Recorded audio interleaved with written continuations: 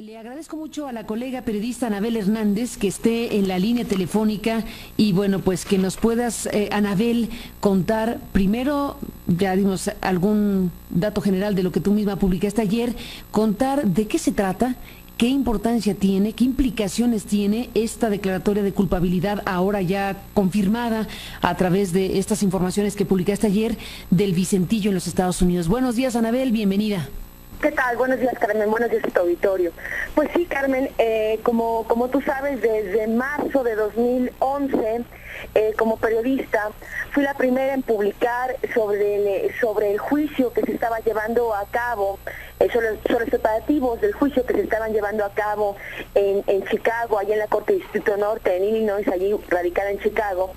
y donde la defensa de Vicentillo estaba ya ingresando documentos a la Corte, señalando que el argumento principal del juicio del Vicentillo iba a ser la autoridad pública, es decir, que el gobierno de Estados Unidos le había permitido a Vicente Zambada Niebla, el hijo del Mayo Zambada,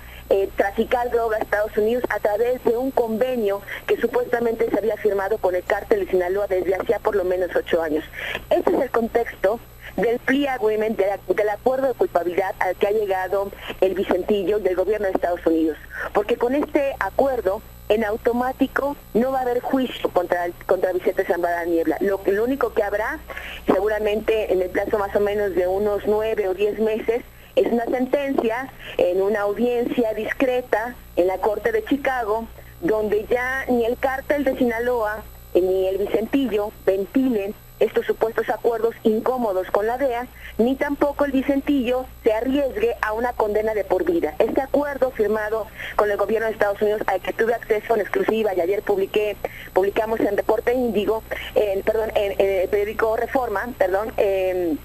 da cuenta de esto, da cuenta de los acuerdos con el gobierno de Estados Unidos y da cuenta que desde hace un año Vicente Zambada Niebla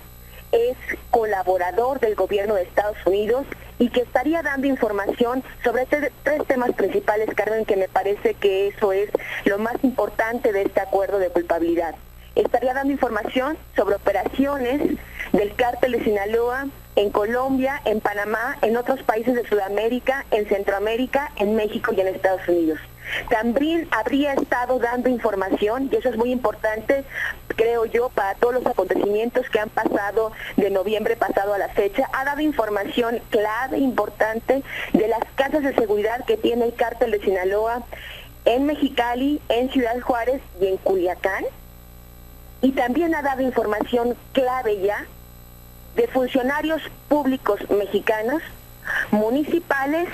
estatales y federales, a los que el propio Vicentillo pagó sobornos para proteger al cártel de Sinaloa entre 2005 y 2009, y también, o de los que él fue testigo de que se le pagaban sobornos. Y esa información hoy en manos del gobierno y la justicia estadounidense. Así es, Carmen. De hecho, municipales, municipales, estatales y federales. Eso es lo que se especifica muy concretamente en estas 23 fojas que componen este acuerdo de culpabilidad, donde el Vicentillo declara que es testigo de todas estas cosas, de las operaciones, de dónde están las casas de seguridad, pero también de los pagos directos. Incluso él señala: yo directamente pagué,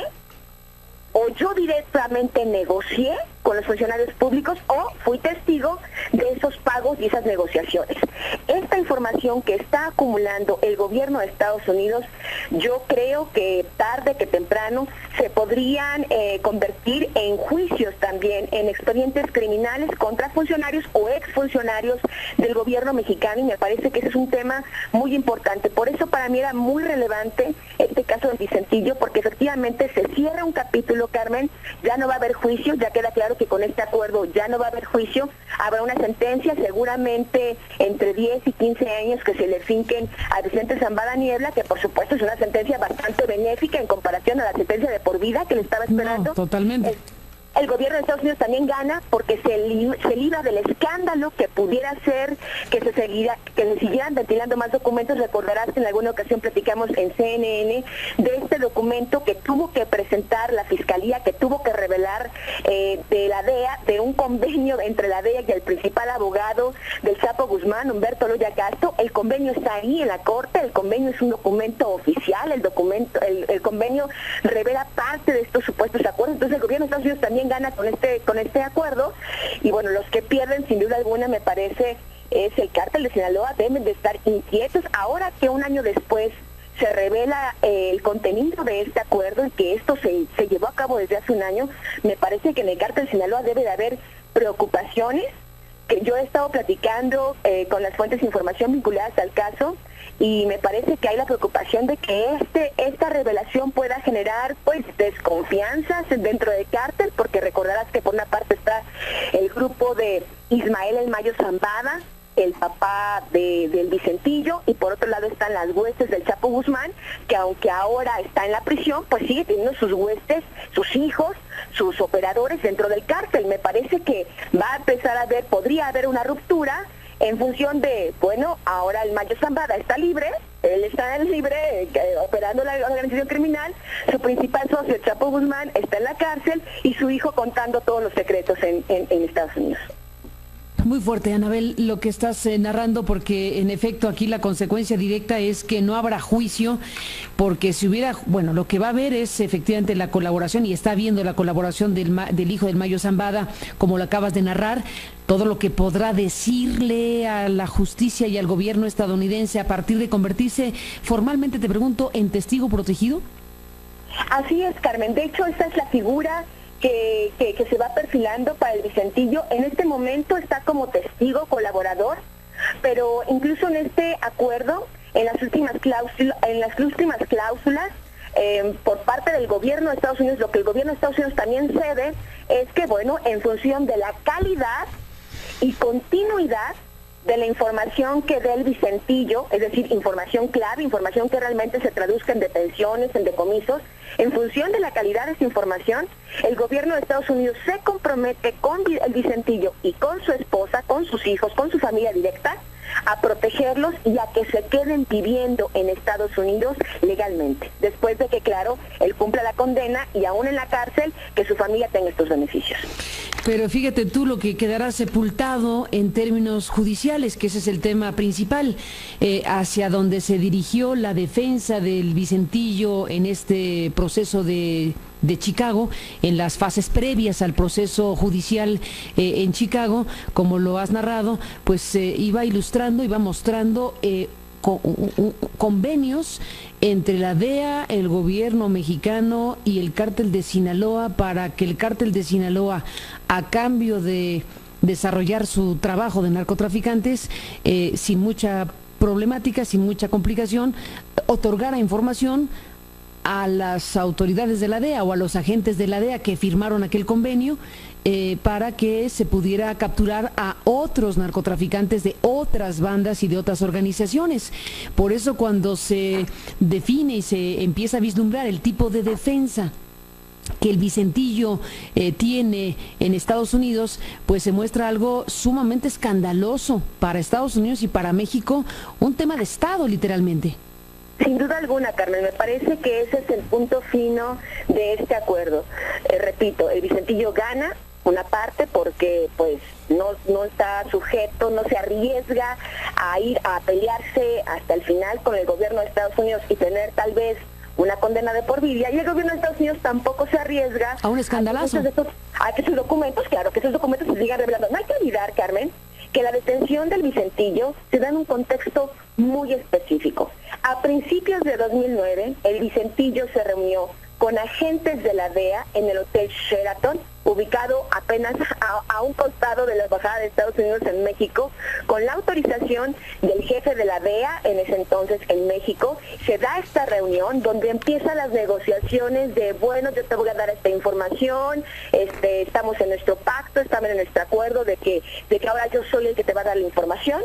y después el gobierno de México lo detiene. Es en este contexto que se da la detención del Vicentillo. Y cuando el Vicentillo revela esto en la Corte Federal de Distrito Distrito Norte, ahí en Chicago, cuando revela esto, en vez de que el gobierno de Estados Unidos diga no, esto es falso, no, nunca fue así, reconoce que fue así y empieza a entregar obligados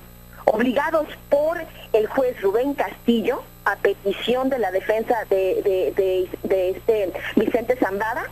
a entregar los contratos con Humberto Loya Castro, que yo tengo expedientes de la PGR, que el día de hoy Humberto Loya Castro sigue siendo prófugo de la justicia mexicana, es desde la